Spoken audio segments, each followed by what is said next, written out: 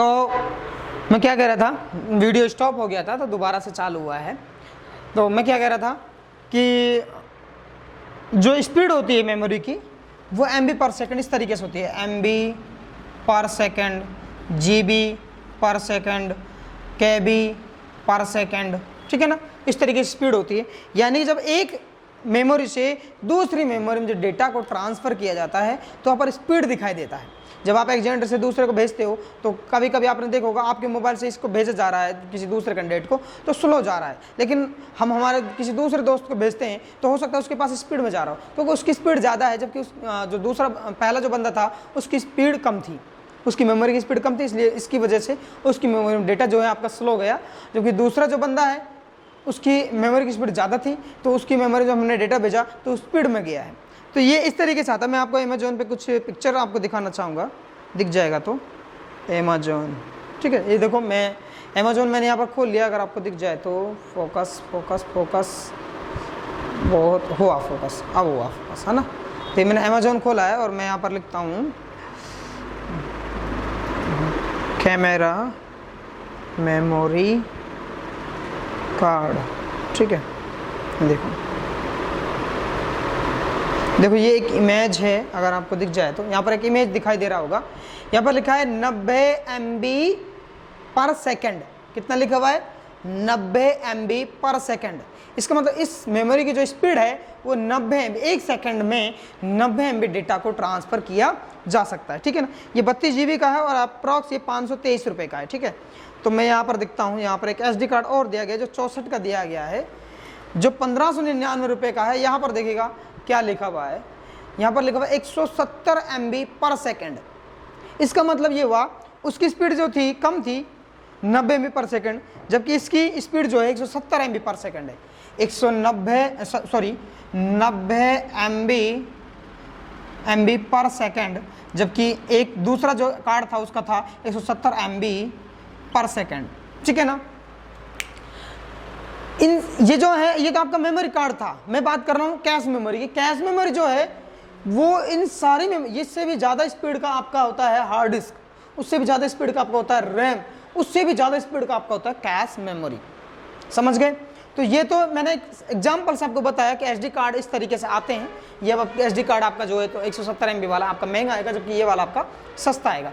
तो इसी तरीके से जो कैश मेमोरी है ये बहुत महंगी मेमोरी होती है, इसकी स्पीड जो है वो बहुत ज़्यादा अधिक होती है, बहुत ज़्यादा। मुझे ये तो नहीं पता कि ये मैक्सिमम कितनी स्पीड का हो सकता है, लेकिन मैं ये कह सकता हूँ कि ये बहुत सबसे ज़्यादा तेज़ मेमोरी होती है। यानी कि इसकी जो डेटा स्थानांतरण की जो स्पीड है वो बहुत ज़्यादा होती है, ठीक है ना।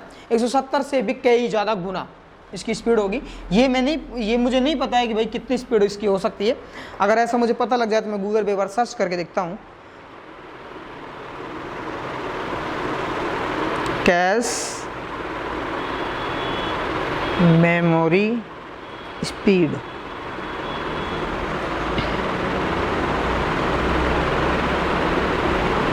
गूगल पे भी नहीं दिखा रहा है।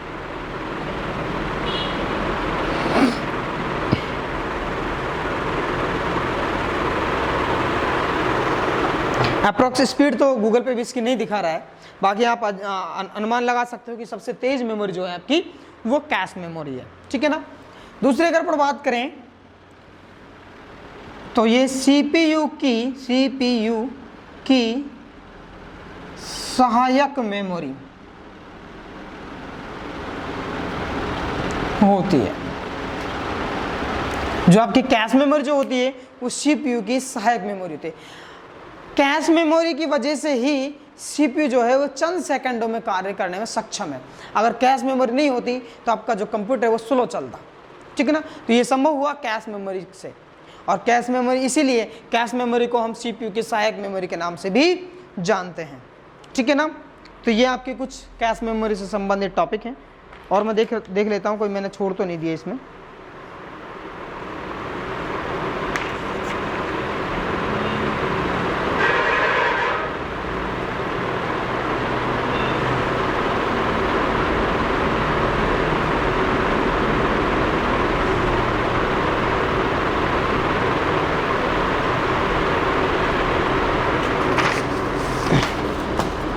ठीक है, इतना ही है, कोई इसमें छूटा नहीं है।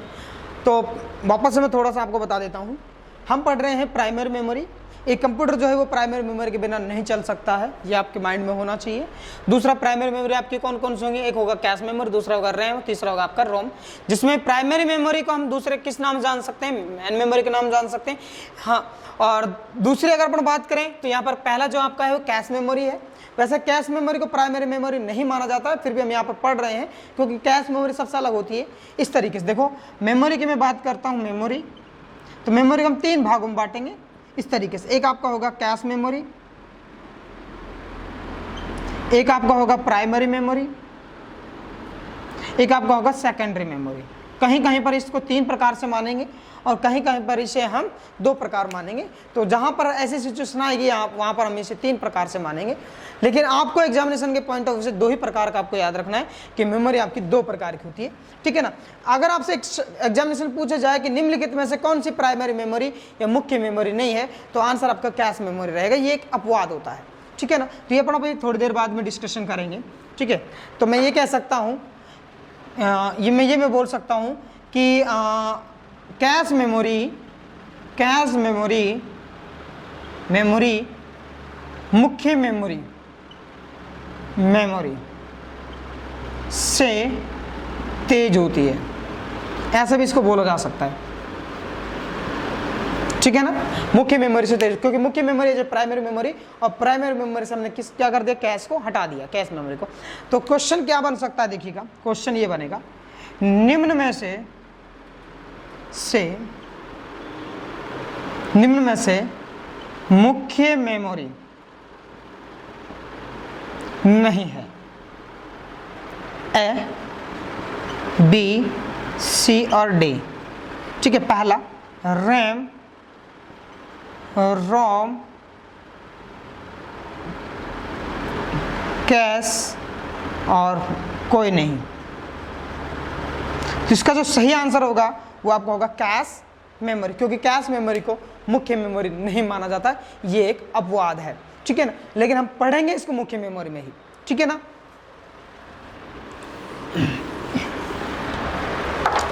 तो कैश मेमोरी जो है उसके कुछ फीचर्स, ये एक प्राथमिक मेमोरी, प्राइमरी मेमोरी होती है, पहली बात ये, ठीक है ना। ये स्थायी वोलेटाइल मेमोरी होती है। दूसरी बात, कंप्यूटर की सबसे तेज मेमोरी कौन सी होती है? आपकी कैश मेमोरी होती है। सीपीयू की सहायक मेमोरी होती है, इसे सीपीयू की सहायक मेमोरी के नाम से जाना जाता है। कैश मेमोरी मुख्य मेमोरी से तेज होती है। तो ये आप नोट डाउन कर लीजिएगा, बाकी ये डिस्क्रिप्शन में आपको मिल जाएंगे, ठीक है। अगला जो अपना टॉपिक रहेगा वो रहेगा रैम। रैम फुल फॉर्म सबसे पहले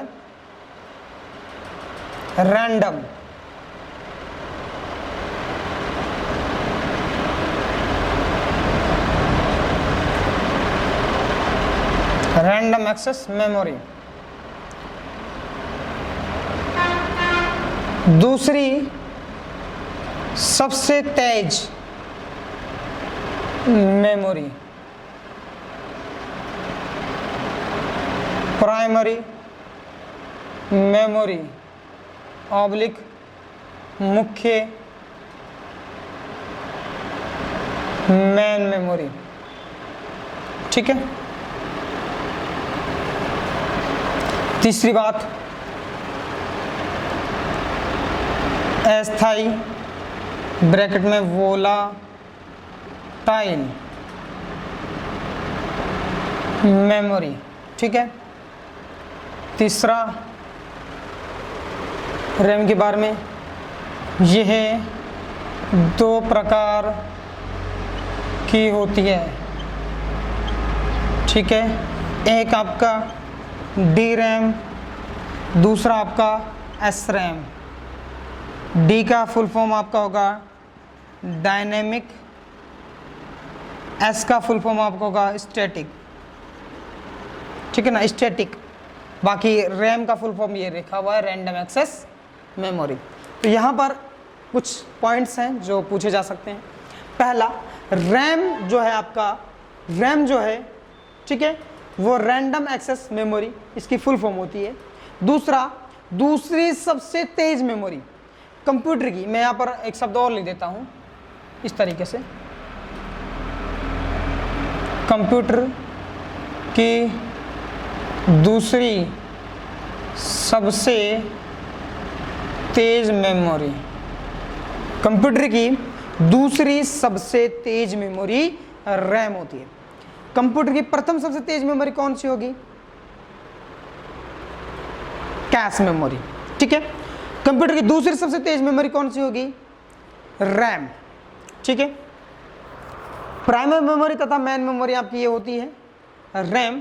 तीसरा अस्थायी मेमोरी यानी कि वोलेटाइल, सॉरी अस्थायी मेमोरी यानी कि इंग्लिश में बोले तो वोलेटाइल मेमोरी।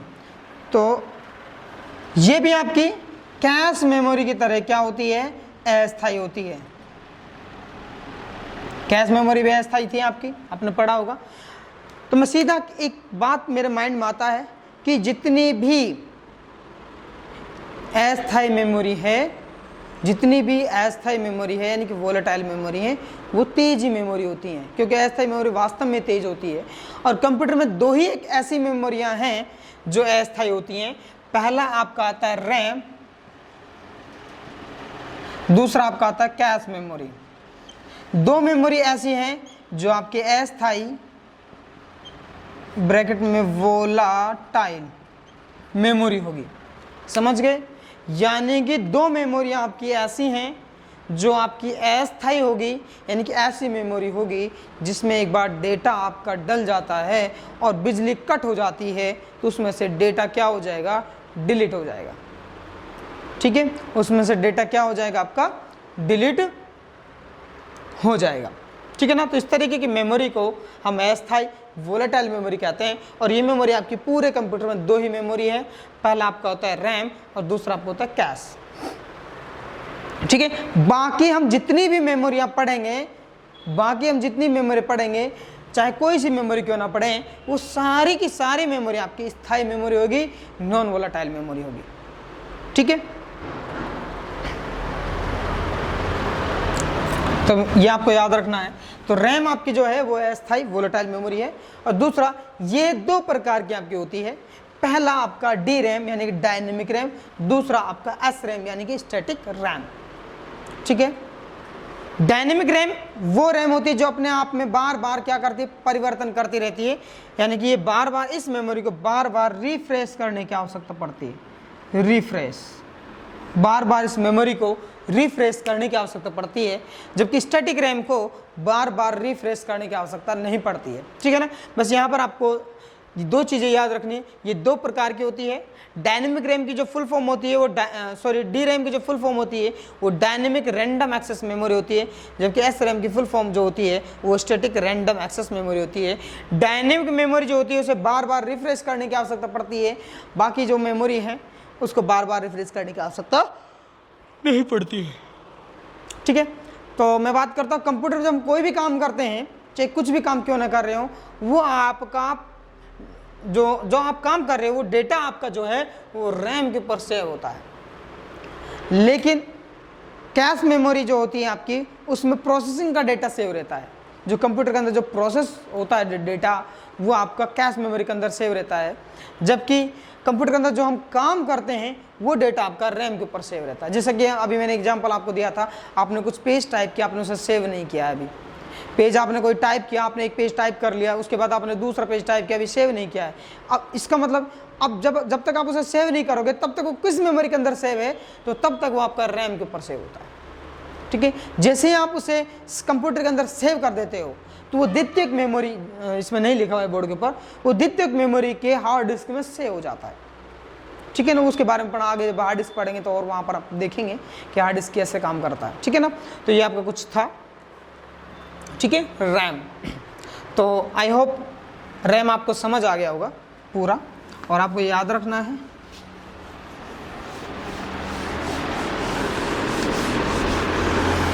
रैम के बाद आपका आता है रोम।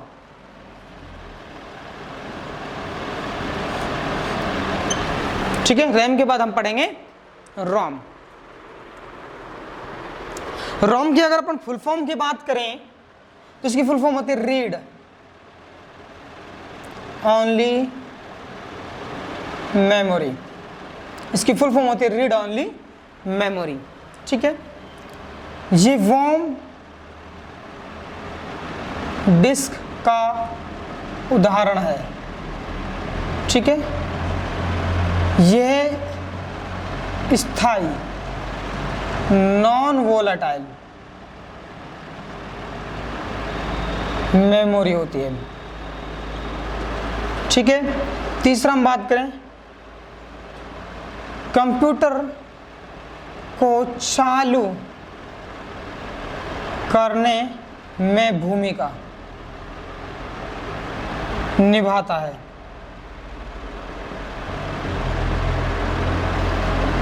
रोम में BIOS basic input output system होता है। ठीक है ना, और इसके अलावा इसमें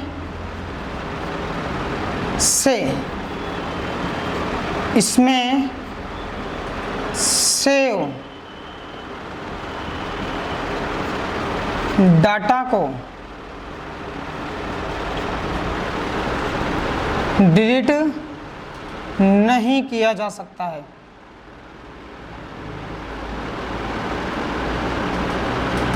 ठीक है, तीसरा कंप्यूटर के चालू होने को कंप्यूटर की भाषा में बूटिंग कहा जाता है।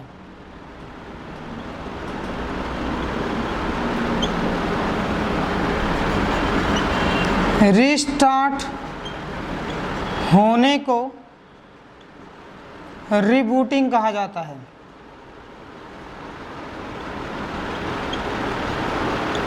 ठीक है ना, लगभग कोई चीज़ मैंने इसमें छोड़ा नहीं होगा, सारा मैंने नोट डाउन करा दिया है। कल इसको हम डिटेल में समझेंगे, आज के लिए इतना ही है। ठीक है ना, तो कल हम क्या क्या पढ़ेंगे कि रीड ओनली मेमोरी का अर्थ क्या होता है, वॉर्म डिस्क क्या चीज़ होती है, स्थाई नॉन स्थाई और नॉन वोलेटाइल मैंने आपको पहले ही थोड़ी देर पहले बताया था, क्योंकि दो ही मेमोरी ऐसी होती हैं जो कि वोलेटाइल मेमोरी होती है, एक आपका रैम और दूसरा आपका कैश मेमोरी। उसके अलावा सारी मेमोरी आपकी नॉन वोलेटाइल होती हैं। तो अब सीधी सी बात है, रोम जो होगी आपकी नॉन वोलेटाइल मेमोरी होगी, स्थाई मेमोरी होगी। कंप्यूटर को चालू करने में भूमिका निभाता है। कंप्यूटर को चालू करने में रोम महत्वपूर्ण भूमिका निभाता है। अगर रोम नहीं होगी ना, या रोम कंप्यूटर खराब हो जाती है तो कंप्यूटर आपका ऑन नहीं होगा।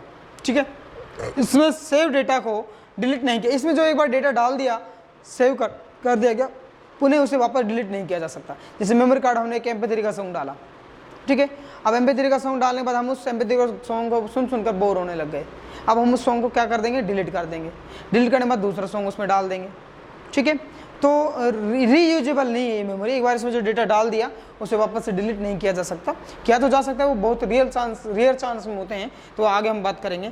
कंप्यूटर को चालू होने को कंप्यूटर की भाषा में बूटिंग कहते हैं, और अगर कंप्यूटर को वापस से रीस्टार्ट किया जाए तो उसे रीबूटिंग कहा जाता है। और ये रैम जो है आपकी, ये भी कई प्रकार की होती है, आपकी 3 प्रकार की होती है, जिसमें एक आपका होता है, एक आपका सीधा आप जिसे बोलोगे रोम, एक आपको होता है P ROM programmable read only memory, एक आपको होता है ईपी रोम, एक आपको होता है ईपी रोम। ये इनकी मेमोरी के प्रकार है। तो ये सारी चीज़ें हम जो हैं वो कल डिस्कशन करेंगे, फुल डिटेल हम कल इनको एक बार वापस से देखेंगे रोम को। ठीक है ना, तो इतने यहीं पर लिखा रहेगा, ये मिटाएंगे नहीं इसको। ठीक है ना, आज के लिए इतना ही, बाय। और अभी तक जिसने मेरा YouTube चैनल सब्सक्राइब नहीं किया है वो चैनल को सब्सक्राइब कर लीजिएगा। Thank you.